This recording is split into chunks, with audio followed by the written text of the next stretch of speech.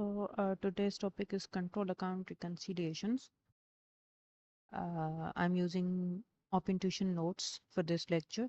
If you guys want to access the OpenTuition notes, I have provided the link in the description of this video. So control account reconciliations में हम क्या देखते हैं कि control accounts क्या होते हैं कि हमने प्रीवियस लेक्चर्स में पढ़ा था कि हमारे पास कुछ लेजर अकाउंट्स होते हैं, ठीक है, जिसमें हमने ये बात की थी कि रिसीवेबल्स के लेजर्स होते हैं, पेबल्स के लेजर्स होते हैं। रिसीवेबल्स के लेजर्स में हमारे पास जितने भी जो हैं वो अ, हमारे पास कस्टमर्स हैं जिन्होंने हमसे सेल हमने जिनको सेल किए और उन्होंने क्रेडिट पेबल सेल की है हमने, तो हमने रिसीवेबल्स रिकॉर्ड किए होंगे, यानी कुछ अमाउंट हमने उन कस्टमर से इन फ्यूचर रिसीव करना है, उसको हम रिसीवेबल्स कहते हैं। और पेबल्स वो होते हैं जिस पे जो है वो हमने परचेजेस की हैं क्रेडिट पे, ठीक है, तो हमने इन फ्यूचर जो है सप्लायर को पेमेंट करनी है, तो उसको हम पेबल्स कहते हैं, ठीक है। अब कंट्रोल अकाउंट्स क्या होते हैं कि the receivables and payable control accounts should always agree with the sum of balances on the receivables and payables ledgers, ठीक है। सबसे पहले तो हमें ये समझना है कि कंट्रोल अकाउंट्स क्या होते हैं, ठीक है। हमने बात की थी कि हमारे पास कुछ इंडिविजुअल अकाउंट्स होते हैं, ठीक है। अब हम अगर रिसीवेबल्स की बात करें, ठीक है,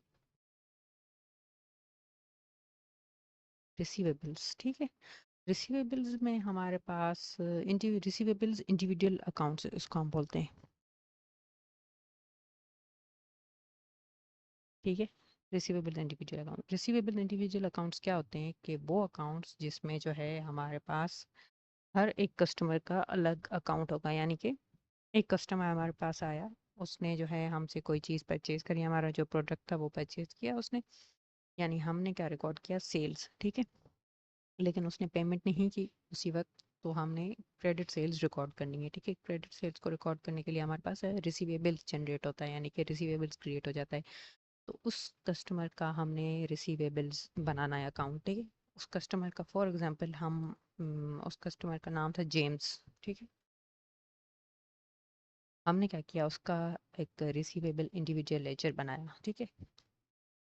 यानी कि इस फॉर एग्जांपल इसने हमसे जो परचेजेस की, यानी कि हमने जो इसको सेल की वो थी $100 की सेल्स की इसको हमने, ठीक है। तो हम हमारे पास रिसीवेबल्स अकाउंट बना होगा, ठीक है, लेजर अकाउंट जिसको हम बोलते हैं। हमने रिसीवेबल लेजर अकाउंट बनाया जेम्स का, ठीक है जी। उसमें हमारे पास जो हमने जो सेल की थी उसकी वैल्यू लिख दी 100, इसने हम हमें इनसे जो है वो ₹100 लेने इन फ्यूचर, इसको हम रिसीवेबल्स कहते हैं, ठीक है। एक और कस्टमर आया हमारे पास जिसका नाम था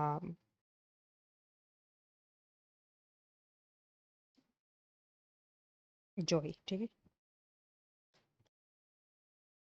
अब उसने हमसे जो है सेल जो हमने उसको जो सेल की है वो है 200 की सेल्स, ठीक है। अब और एक और कस्टमर हम लिख लेते हैं ब्रांडिंग, ठीक है।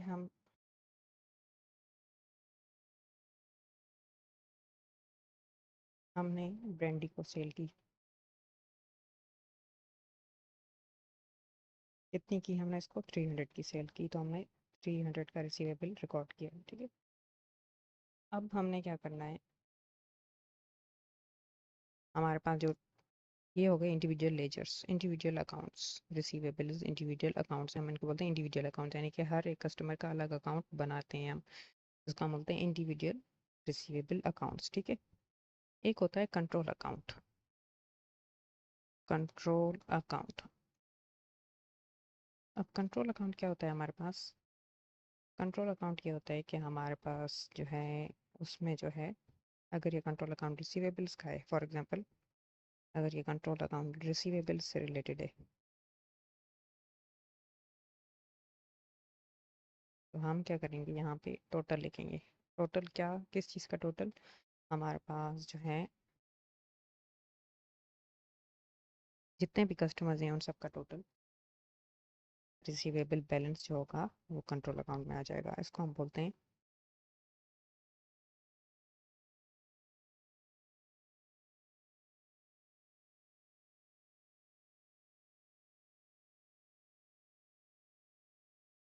रिसीवेबल्स बैलेंस, ठीक है।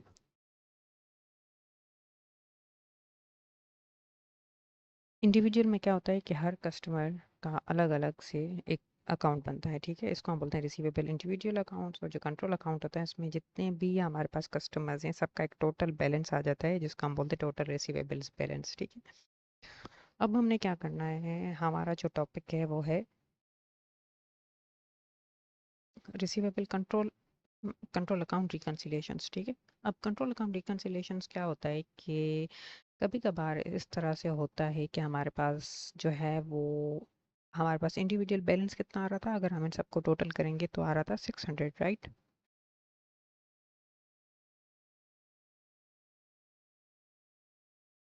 हमारे पास इंडिविजुअल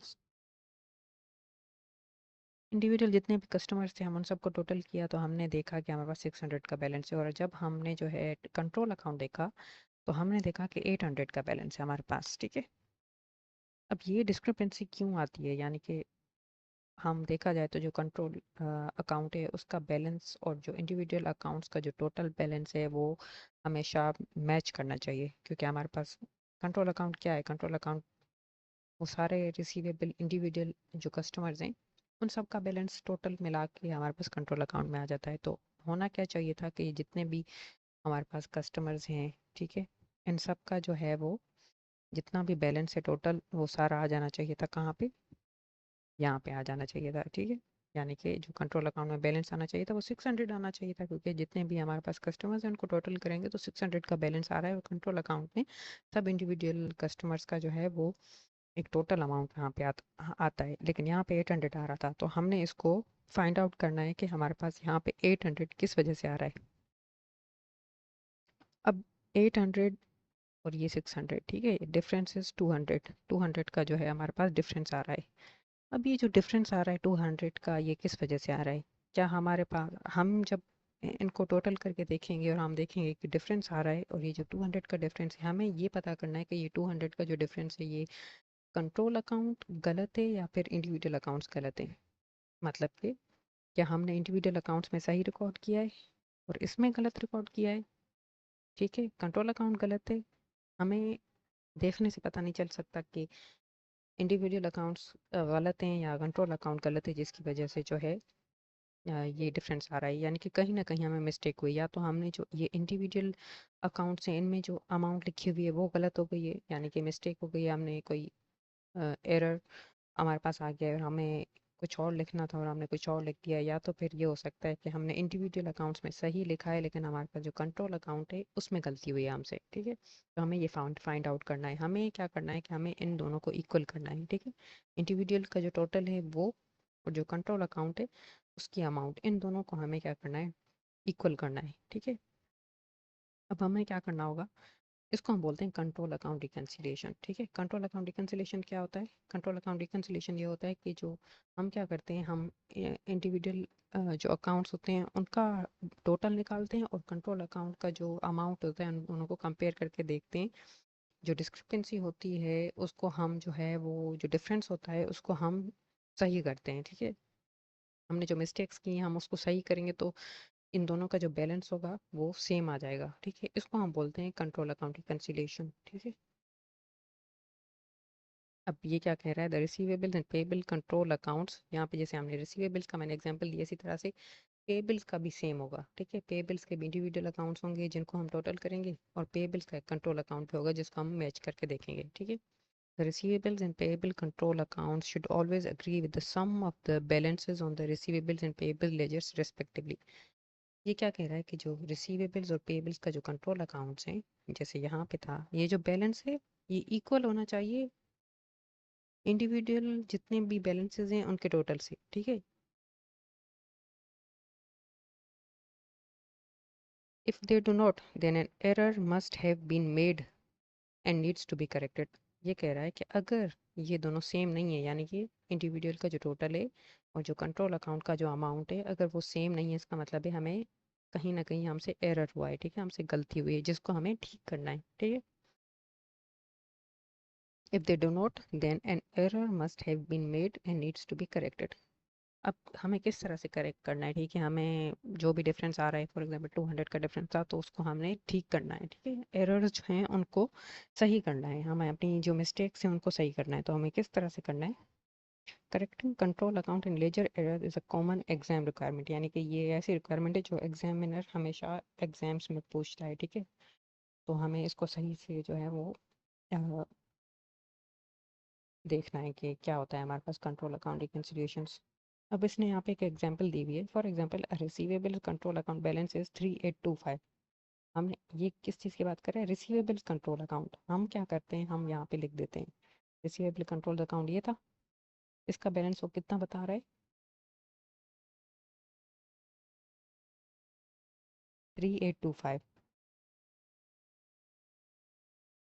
रिसीवेबल्स कंट्रोल अकाउंट का बैलेंस है 3825, ठीक है। और इसने हमारे पास इंडिविजुअल का कितना अमाउंट बताया है, the three receivable account balances in the receivables ledger, यानी कि जो इंडिविजुअल लेजर्स की बात कर रहा है। रिसीवेबल्स लेजर हम इंडिविजुअल लेजर्स को बोलते हैं, यानी कि जो कस्टमर्स थे जो हमने यहाँ पे लिखे हुए थे, ये इनका जो टोटल बैलेंस वो बता रहा है। ए लिमिटेड हमारे पास फर्स्ट जो कस्टमर है वो ए लिमिटेड है, तो हम यहाँ पे लिख देते हैं, ठीक है, ए लिमिटेड। उसके बाद है बी लिमिटेड, उसके बाद होगा ई लिमिटेड, ठीक है। ये तीन कस्टमर्स हैं हमारे पास, और जो ए लिमिटेड है उसका बैलेंस वो कितना बता रहे हैं, 1800, ठीक है। फर्स्ट जो ए लिमिटेड है उसका रिसीवेबल्स का जो बैलेंस है वो है 1800, हमने क्या किया 1800 लिख दिया। बी लिमिटेड जो है उसका है 1500, ठीक। बी लिमिटेड का जो बैलेंस है वो है 1500, और हमारे पास सी लिमिटेड का जो बैलेंस है वो है 652, ठीक है। हमने क्या करना है, इनका टोटल निकालना है, ठीक है। हमने क्या किया कि इनका टोटल निकाला, इन सब इंडिविजुअल अकाउंट्स को हमने टोटल करना है, टोटल बैलेंस निकालना है। हमारे पास जो इंडिविजुअल रिसीवेबल अकाउंट थे उनका बैलेंस था 3952, जो कंट्रोल अकाउंट का बैलेंस है 3825, ठीक है। हमारे पास डिफरेंस आ रहा है, ये दोनों डिफरेंट अमाउंट्स हैं, ठीक है। हमने क्या करना है, डिफरेंस निकालना है सबसे पहले, ठीक है। Something must have gone wrong because the control account balance does not agree with the total of individual balances। ये क्या कह रहा है कि हमारे पास कोई मिस्टेक हुई है जिसकी वजह से ये जो इंडिविजुअल्स का अकाउंट का जो टोटल है वो कंट्रोल अकाउंट के बैलेंस से मैच नहीं कर रहा, ठीक है। अब इन्वेस्टिगेशन जब हमने की, ठीक है, हमारे पास डिफरेंस तो आ गया, लेकिन हमें देखना है कि डिफरेंस किस चीज़ की वजह से है और उस चीज़ को करेक्ट भी करना है हमने। तो हमें ये एग्जामिनर कुछ जो है वो एरर्स हमें बता देगा कि हमने ये मिस्टेक्स की हैं। जब आपके पास एग्जाम में क्वेश्चन आएगा तो उसमें आपको एक तो ये जो बैलेंसेस दिए हुए होंगे, ये इंडिविजुअल बैलेंसेस आपने वो टोटल करने होंगे, और कंट्रोल अकाउंट का जो बैलेंस है वो भी दिया हुआ होगा, ठीक है।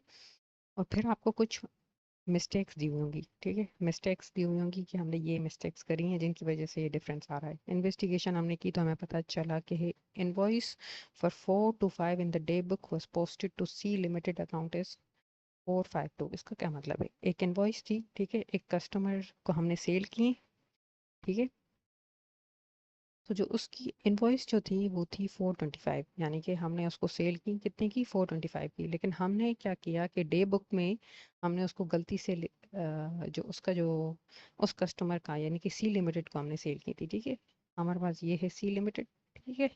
इसको हमने सेल की थी कितने की, 425 की, ठीक है। लेकिन हमने गलती से जो उसके अकाउंट में पोस्ट किया था वो किया था 452, ठीक है। हमने ज़्यादा पोस्ट किया है, 452 पोस्ट किया है, हालांकि पोस्ट होना चाहिए था 425। तो हम क्या करेंगे, इसको करेक्ट करेंगे। अब करेक्ट किस तरह से करते हैं, सबसे पहले तो ये देखना है कि ये जो है इंडिविजुअल अकाउंट्स में हमने मिस्टेक की है या कंट्रोल अकाउंट में। तो हम इस फर्स्ट जो ये मिस्टेक है अगर हम इसको देखेंगे तो ये जो है हमें ये लग रहा है कि ये सी लिमिटेड के अकाउंट में हमने मिस्टेक की है, यानी कि ये इंडिविजुअल अकाउंट है, ये कंट्रोल अकाउंट नहीं है, ठीक है।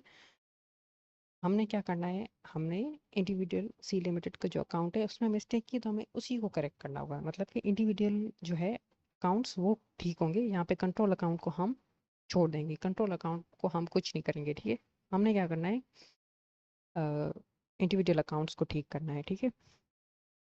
अब हमने क्या किया कि यहाँ पे हमने इसको किस तरह से सॉल्व करना है। हमारे पास जो इंडिविजुअल अकाउंट से उसका टोटल बैलेंस क्या था, ये था 3952। हमने इसको अलग से यहाँ पे लिख देना है 3952, ठीक है 3952, क्योंकि हमें करेक्शन किस में करनी है, इंडिविजुअल में करनी है, ठीक है। तो हमें इंडिविजुअल का जो हम इसको ऊपर लिख देते हैं, इंडिविजुअल अकाउंट्स में करेक्शन करनी है तो हमने उसी अमाउंट को चेंज करना होगा, यानी 3952 को चेंज करना होगा। हमने क्या किया, हमने 425 की इनवॉइस थी, हमने उसको लिखा है 452, ठीक है। तो हमने कितने की मिस्टेक की है, ठीक है, हमने ज़्यादा रिकॉर्ड कर दिए। हमने लिखना था 425, हमें लिखा था 452। तो हमें इसको कम करना होगा। कम किस तरह से करेंगे कि हम इसको, इस अमाउंट को कम करना है, इस इंडिविजुअल का जो टोटल बैलेंस है इसको कम करना है, ठीक है। हमने इसको क्या करना है, अब हम कम तो करेंगे लेकिन किस अमाउंट से। हमने कितना लिखा है 452, हमने कितना उसमें लिख दिया है गलती से 452, ठीक है 452, और हमें लिखना कितना था 425, 425 लिखना था 425। ये हमने, ये आ गया 27। अब 27 इससे माइनस होगा या प्लस होगा, 27 का पहले हमने डिफरेंस निकालना है। हम इसको साइड पे कर देते हैं ताकि आप लोगों को समझ में आ जाए। हम पहले क्या करते हैं, सबसे पहले हम इंडिविजुअल जो टोटल है वो लिखते हैं, ठीक है।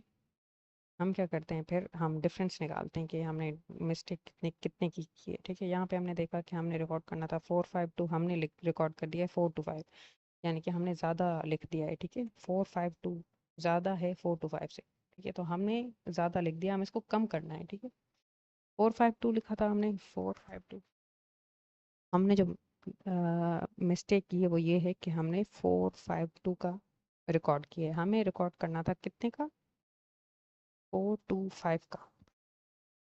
तो हमने मिस्टेक की, हमने ज़्यादा रिकॉर्ड किया, तो वो ज़्यादा अमाउंट कितनी रिकॉर्ड की है, ठीक है। सिर्फ वो हमें जो ज़्यादा अमाउंट है वो निकालनी है। हमें 425 तो वैसे ही रिकॉर्ड करना था, लेकिन हमने रिकॉर्ड कर दिया 452, ठीक है। 425 रिकॉर्ड करना था लेकिन हमने किया 452। तो हमने क्या करना है, कितने का हमने ज़्यादा रिकॉर्ड किया है, हमने ज़्यादा रिकॉर्ड किया है 27 का। तो हमें अगर ज़्यादा रिकॉर्ड किया है तो इसको ठीक करने के लिए हमें क्या करना पड़ेगा, इसको कम करना पड़ेगा। और इसको कम करने का मेथड क्या है कि हमने माइनस करना होगा, ठीक है। हमने क्या किया, माइनस दिस अमाउंट, ठीक है। ये माइनस हो गया, यानी कि ये जो डिफरेंस हमने ज़्यादा रिकॉर्ड किया हुआ था, अब हमें इसको कम करने के लिए इसको माइनस करना पड़ेगा, ठीक है? अगर हमें इसको बढ़ाना होता, हमने कम रिकॉर्ड किया हुआ था तो हम प्लस करते, लेकिन अभी क्योंकि हमने 27 रुपीज़ ज़्यादा रिकॉर्ड किए हुए हैं, 27 रुपीज़ ज़्यादा रिकॉर्ड किए हुए हैं, तो उन 27 रुपीज़ को कम करने के लिए हमें माइनस करना पड़ा, ठीक है। अब दूसरी मिस्टेक, अब क्या करेंगे, हम दूसरी मिस्टेक को देखेंगे कि हमने दूसरी मिस्टेक क्या की है।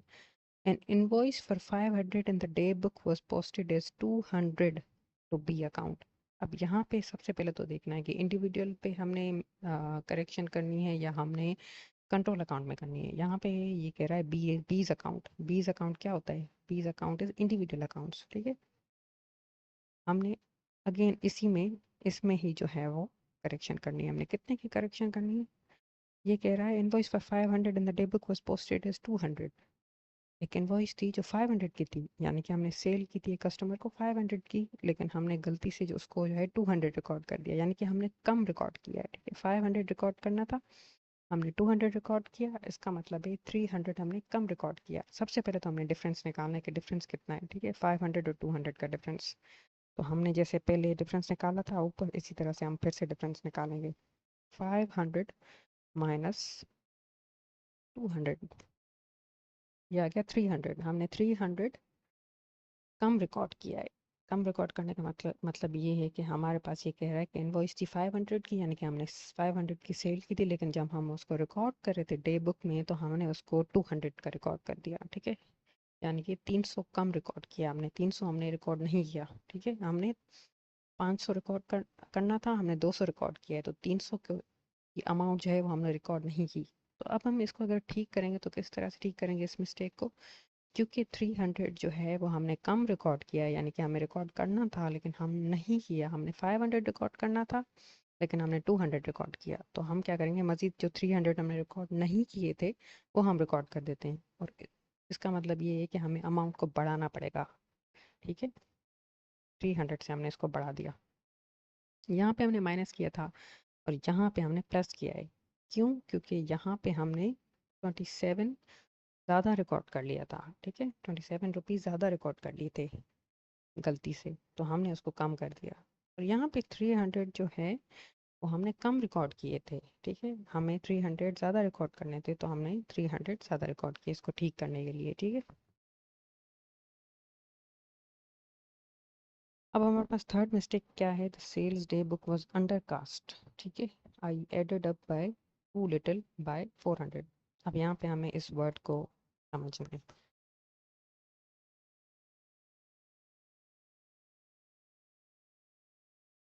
अंडर कास्ट, इस वर्ड का क्या मतलब होता है?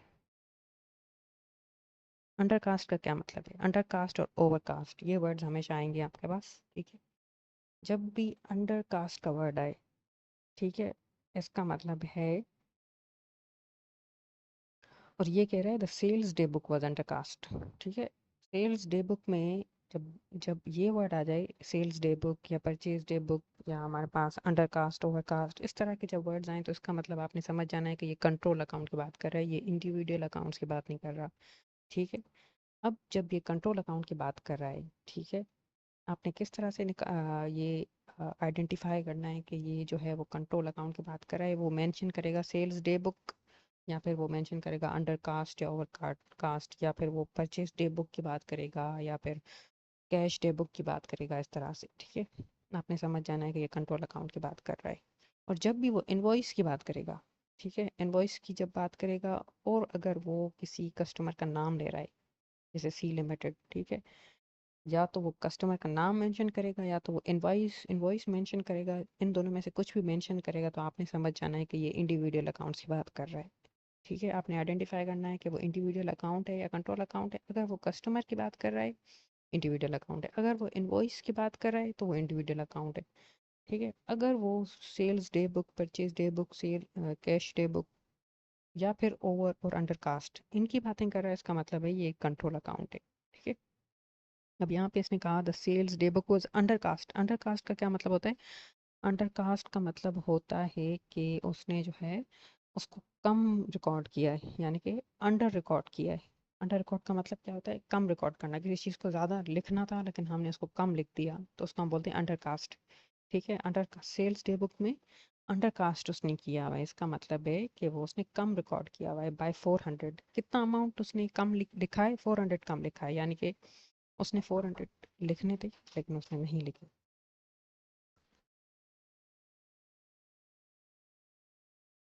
मतलब ये है कि जो हमारे पास सेल्स डे बुक है, अगर ये लिखा हुआ है कि अंडर कास्ट है, इसका मतलब ये है कि जो सेल्स डे बुक में हमने 400 रिकॉर्ड करना था बट हमने नहीं रिकॉर्ड किया। ठीक है, अंडर कास्ट का मतलब ये है कि कम रिकॉर्ड करना। ओवर कास्ट का मतलब ये है कि ज़्यादा रिकॉर्ड करना। यहाँ पे हमने अंडर कास्ट किया है, यानी कि कम रिकॉर्ड किया है 400 से। ठीक है, तो कम रिकॉर्ड किया है तो हमें क्या करना पड़ेगा?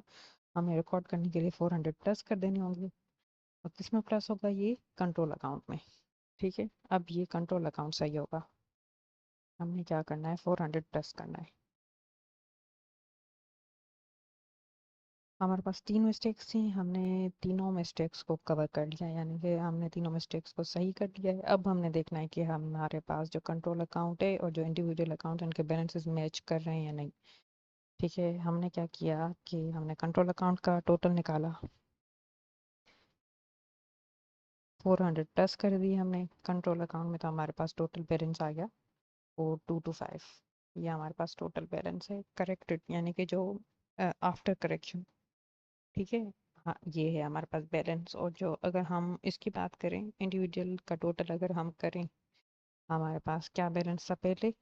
करेक्शन से पहले हमारे पास था 3952। ठीक है, और जो है हमने फिर उसमें से 27 माइनस करने और प्लस करने 300। ठीक है, तो हमने क्या किया, इसका सम कर दिया।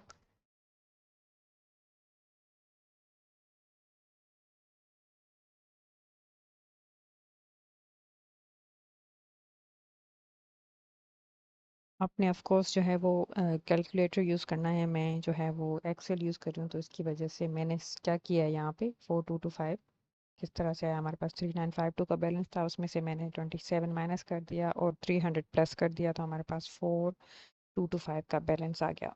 अगर हम देखें तो ये 4225 इंडिविजुअल का टोटल बैलेंस और ये 4225 कंट्रोल अकाउंट का जो बैलेंस है वो मैच कर रहे हैं दोनों, ठीक है।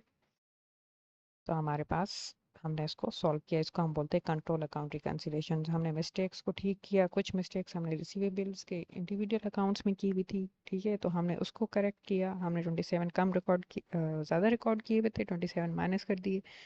हमने 300 जो है वो कम रिकॉर्ड किए हुए थे, तो हमने उसको ज़्यादा रिकॉर्ड करने के लिए प्लस कर दिया, ठीक है। तो और फिर हमारे पास जो है बैलेंस आ गया, टोटल बैलेंस हमारे पास ये आ गया। और हमने कंट्रोल अकाउंट में क्या मिस्टेक की हुई थी कि हमने जो है अंडर कास्ट किया हुआ था कंट्रोल अकाउंट को, यानी कंट्रोल अकाउंट में 400 कम रिकॉर्ड किया हुआ था, अंडर कास्ट किया हुआ था बाय 400, तो हमने 400 प्लस कर दिया ताकि हम उसको करेक्ट कर सकें। अंडर कास्ट का मतलब है कम रिकॉर्ड करना, ठीक है, हमने गलती से उसको कम रिकॉर्ड किया था, अब हमने उसको रिकॉर्ड करना है, ज़्यादा रिकॉर्ड करना है, मतलब इसको सही करना है, तो हमने 400 प्लस कर दिया, तो हमारे पास कंट्रोल अकाउंट ठीक हो गया। और दोनों के बैलेंसेस जब मैच हो रहे हो, इसका मतलब ये है कि हमारे पास आंसर जो है वो सही है हमारा, ठीक है।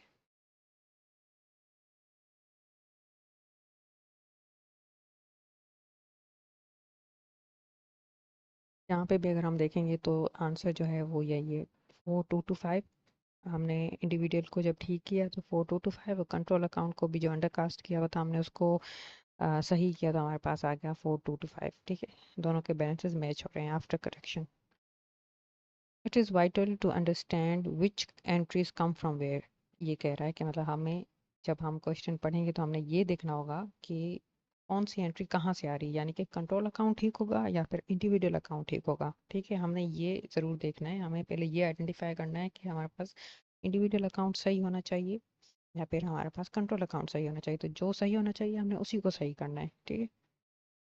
यहाँ पे जैसे दो जो फर्स्ट दो एंट्रीज थी, जो फर्स्ट की दो मिस्टेक्स थी वो हमने इंडिविजुअल अकाउंट्स में मिस्टेक की हुई थी, तो हमने उसी को ठीक किया। ये जो लास्ट की जो मिस्टेक थी ये हमने कंट्रोल अकाउंट में की हुई थी, तो हमने कंट्रोल अकाउंट को ठीक किया।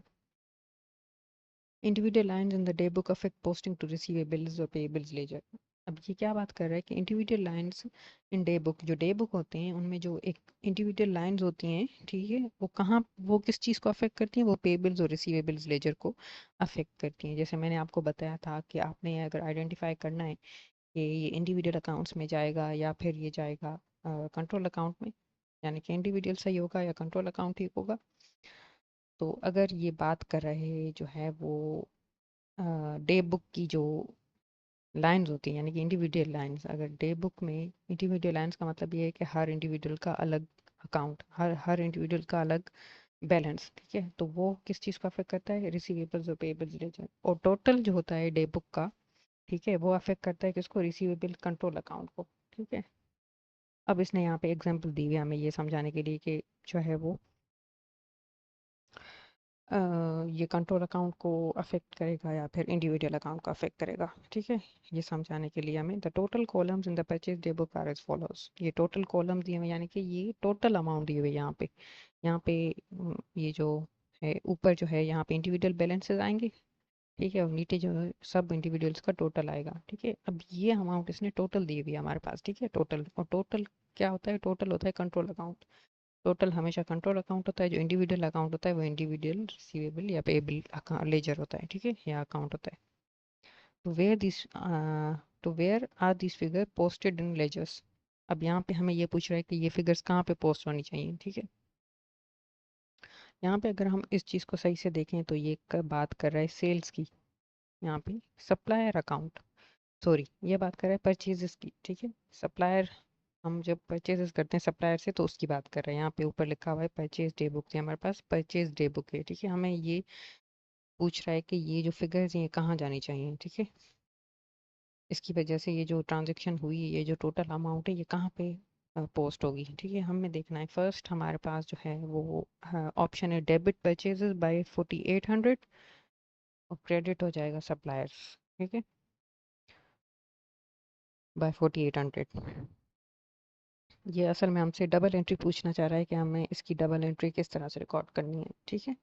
तो हम क्या करते हैं, हमारे पास डबल एंट्री को रिकॉर्ड करने का मेथड क्या होता था कि हम क्या करते थे कि जो है वो, एक तो हमारे पास यहाँ पे तीन चीज़ें, नेट अमाउंट है, ठीक है, परचेजेस हमने की, उसका एक नेट अमाउंट यानी कि जो प्रोडक्ट्स थी, ठीक है, उनकी जो अमाउंट थी वो 400 थी, उसकी जो परचेज प्राइस थी 400 थी, उसके साथ साथ हमने 800 का जो है टैक्स भी पे किया है, ठीक है। तो हमने जो टोटल पेमेंट की है सप्लायर को वो हमने 4800 की पेमेंट की है। लेकिन अब हमने ये रिकॉर्ड किस तरह से करना है, यानी कि इसको जो है इसकी डबल एंट्री किस तरह से बनानी है, ठीक है, तो हमें वो देखना है। यहाँ पे इसने कहा है डेबिट परचेजेस 4800 और क्रेडिट सप्लायर 4800, ठीक है। तो ये फर्स्ट जो ऑप्शन है ये गलत है। वो इस वजह से गलत है क्योंकि जो है हमें टैक्स वो अलग से, टैक्स की जो एंट्री बनती है वो अलग से बनती है, और जो हमारे पास नेट अमाउंट होता है उसकी एंट्री अलग से बनती है।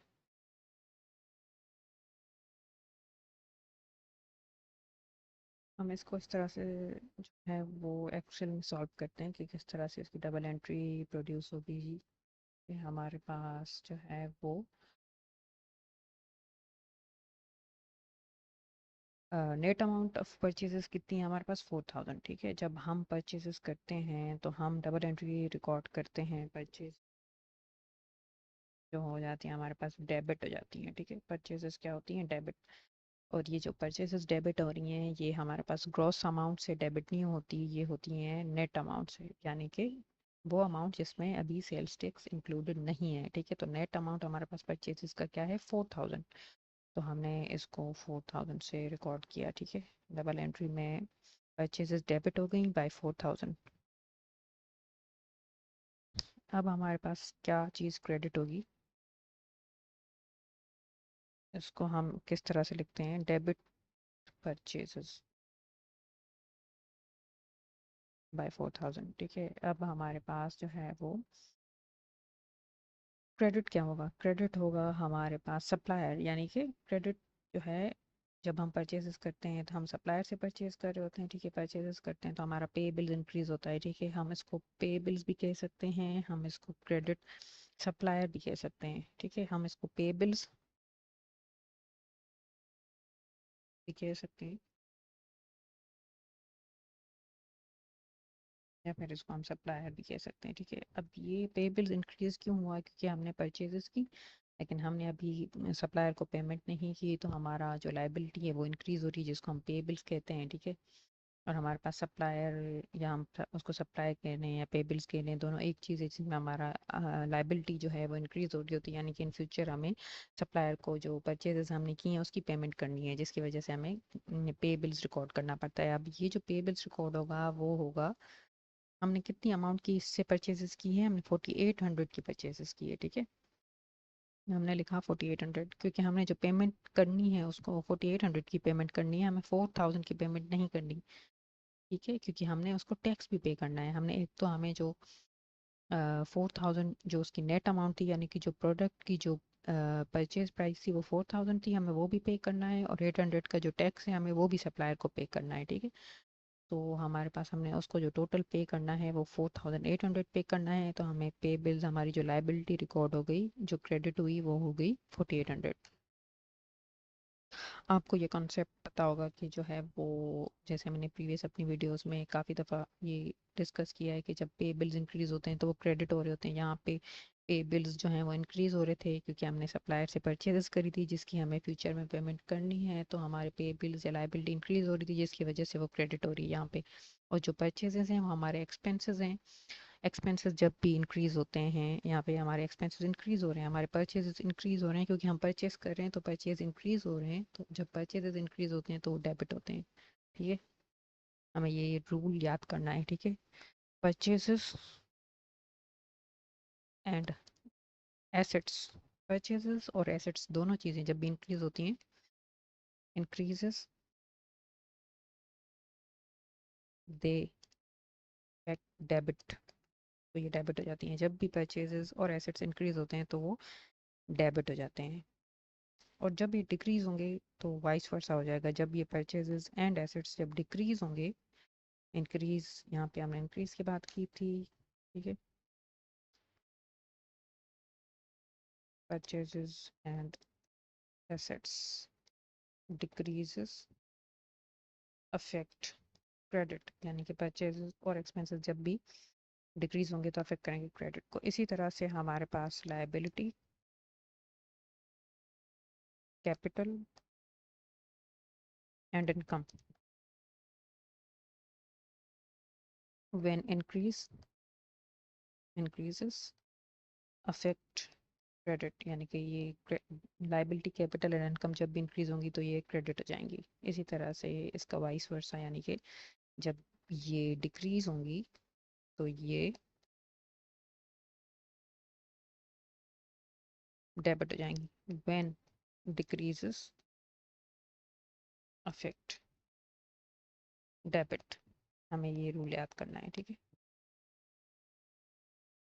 यहाँ पे परचेजेस जो हैं वो एक्सपेंस हैं, ठीक है। परचेजेस आर एक्सपेंस, और यहाँ पे हमने लिखा है purchases and assets when they increase they affect debit, तो यहाँ पे ये डेबिट हो रहे हैं। यहाँ पे क्रेडिट, पे बिल्स एंड सप्लायर जो हैं वो लायबिलिटी हैं। लायबिलिटी जब भी बढ़ती है, इंक्रीज होती है, तो हमने लिखा है कि ये क्रेडिट अफेक्ट करती है, इनकी क्रेडिट हो गई, ठीक है। हमने डेबिट भी रिकॉर्ड किया, क्रेडिट भी रिकॉर्ड किया, ठीक है। लेकिन हमारे पास, हमने ये चीज़ नोटिस की कि जो डेबिट है वो 4000 हमने रिकॉर्ड की है और जो क्रेडिट है वो 4800 रिकॉर्ड की है। इस तरह से हमने कोई ना कोई मिस्टेक करी है, ठीक है, इस डबल एंट्री को रिकॉर्ड करने में, ठीक है। क्योंकि हमने ये भी पढ़ा था कि डेबिट और क्रेडिट हमेशा इक्वल होने चाहिए। जब भी कोई ट्रांजैक्शन होती है तो डेबिट और क्रेडिट दोनों चीज़ें सेम होनी चाहिए, लेकिन यहाँ पे डेबिट 4000 है और क्रेडिट जो है 4800 है। हमने कुछ मिस्टेक की है, ठीक है। अब हम इसको गौर से देखेंगे तो यहाँ पे ये जो सेल्स टैक्स है 800, ये भी हमने रिकॉर्ड करना है, ठीक है। ये कहाँ रिकॉर्ड होगा?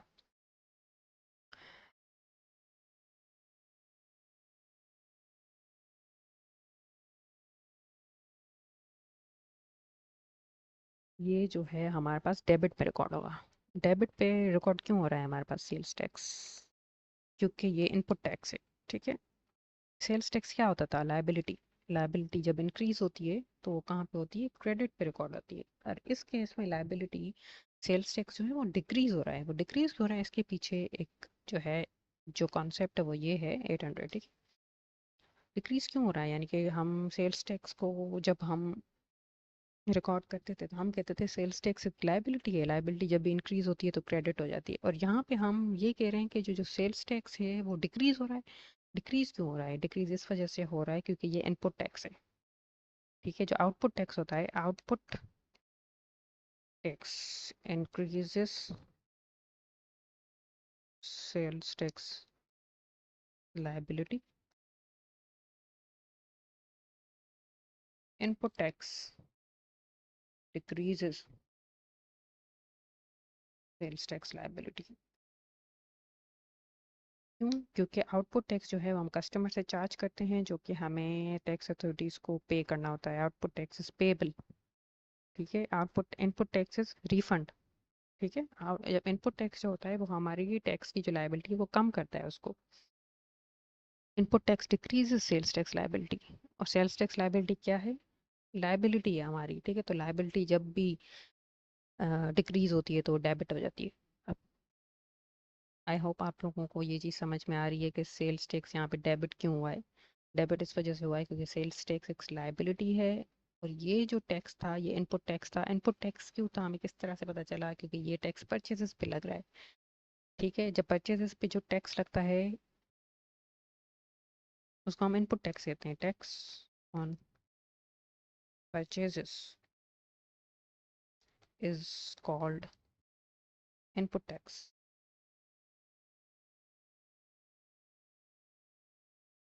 टैक्स ऑन सेल्स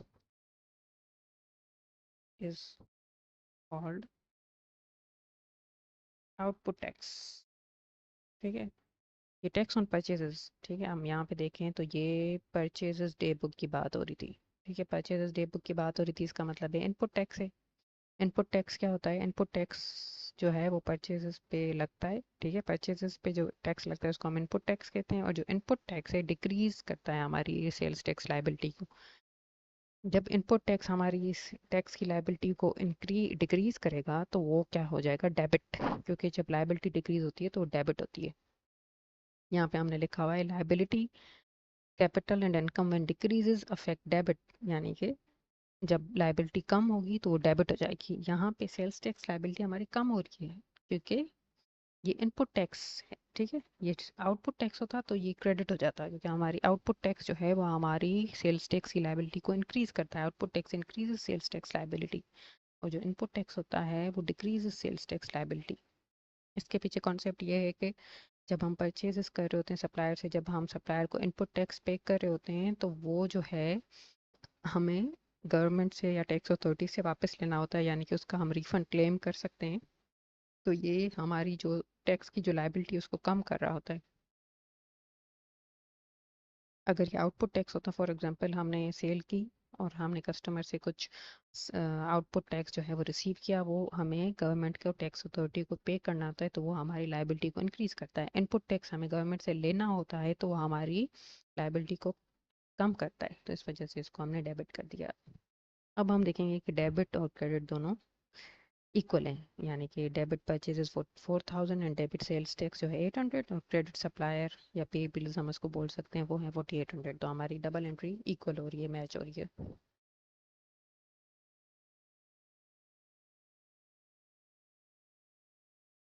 इसी तरह से हमारे पास अब जो दूसरा क्वेश्चन है वो है सेल्स का।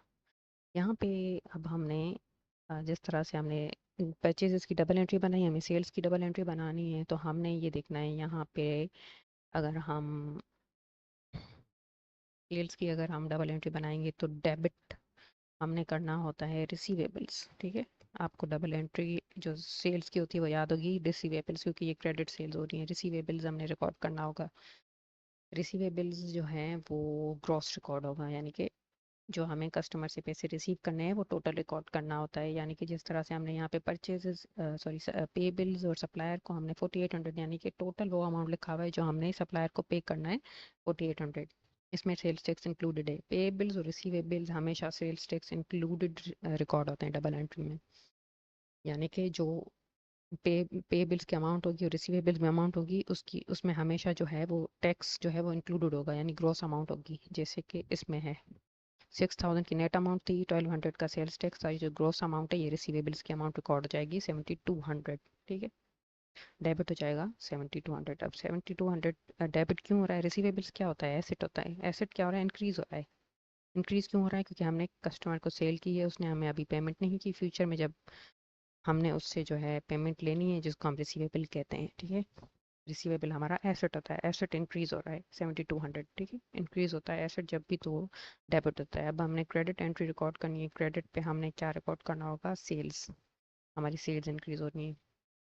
अब ये जो सेल्स की अमाउंट है ये हम नेट अमाउंट रिकॉर्ड करते हैं डबल एंट्री में।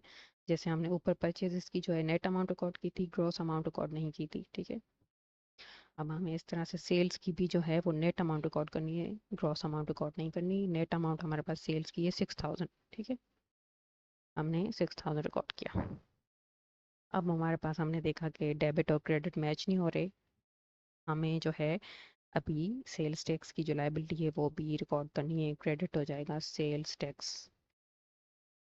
अभी इस केस में हमारी जो है सेल्स टैक्स की लायबिलिटी जो है इंक्रीज हो रही है, क्योंकि हमारे पास आउटपुट टैक्स यहाँ पे जो सेल्स पे टैक्स लगता है उसको हम कहते हैं आउटपुट टैक्स, ठीक है। Output tax increases the sales tax liability. यहाँ पे ये मैंने जो स्टेटमेंट लिखी हुई है, output tax increases sales tax liability.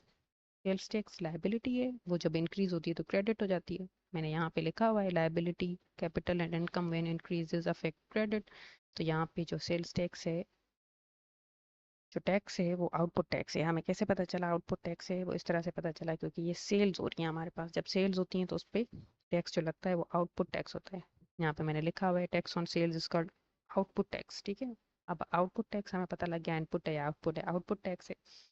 अब हमने ये देखना है output tax increases sales tax liability. जो आउटपुट टैक्स होता है सेल्स टैक्स की लायबिलिटी को इंक्रीज करता है, ठीक है। लायबिलिटी इंक्रीज हो रही है। अब यहाँ पे हमने देखा कि liability capital and income and increases affect credit. तो इसका मतलब है जब लाइबिलिटी इंक्रीज होती है तो वो क्रेडिट हो जाती है। और ये लाइबिलिटी हमारे पास टैक्स की कितनी है? टैक्स की जो अमाउंट है 1200 है। तो हमने क्या किया, इसको 1200 लिख दिया।